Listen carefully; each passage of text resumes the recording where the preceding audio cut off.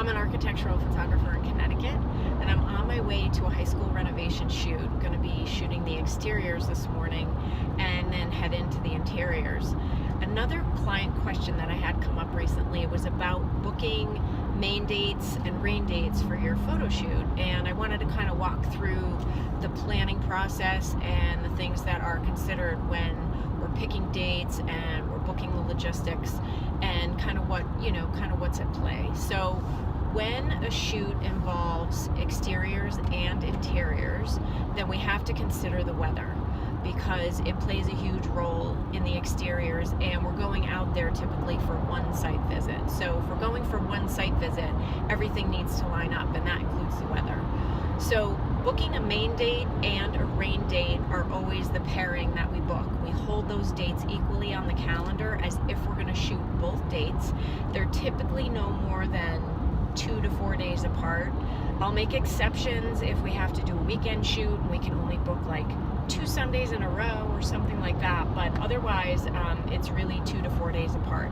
You push those days any further apart, and then all of a sudden you're booking a main date and a rain date for each of those dates, just because weather in New England is very changeable, so you can book those things close together. If there's rain in the forecast, it can go away. So for example, that's what happened today. So I'm on my way to shoot the exterior, and a few days ago it was a total washout. So I use the guidance of 20% or less of precipitation. So if the precipitation, like it started out at about 60 to 70% chance of rain for today, and then each day it was kind of sticking, and then all of a sudden it jumped down to 50, then it jumped down to 30, and then we got down below 30 to 20, and then today it's 10, and really it went from partly cloudy to partly sunny, and then now it's going to be 78 degrees and sunny. So it's a perfect morning to shoot. The sky's blue, clouds, like gorgeous. So I couldn't ask for a better morning. But again, the weather, I mean, Mother Nature, she's the boss, right? So looking at the weather, and as we get closer to that main date and the rain date that we've booked, I will call the weather. Within 2 days, usually I wait until just before. So 2 days before, then we drop the second date.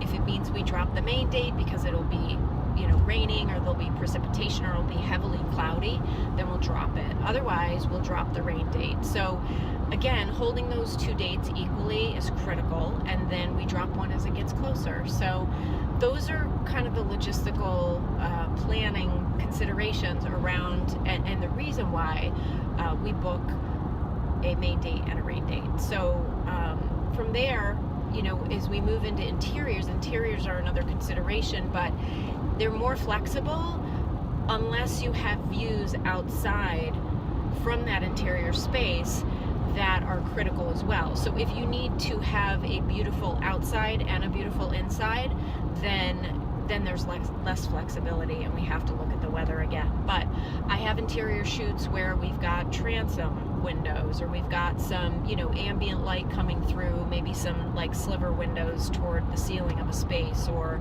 again, they're not as important to the shot. So we can have more flexibility around the time of the day and the sun, or around the weather conditions, and then we have more flex with interiors. So when you add the exterior element, and typically we've got exteriors and interiors in most of the shoots that I do, just for efficiency, to save cost and get there in a single trip, is best to try to plan everything to fit into one visit. So that said, those are the considerations. Interiors more flexible, exteriors really weather dependent, and again, all these things line up to deliver you great results. So it's really just about being the weather whisperer, and then planning accordingly. So that's the reason why I know you were dying to know. If you want to learn more about working with an architectural photographer like me, visit my website at heatherconleyphotography.com, and I'll see you next time.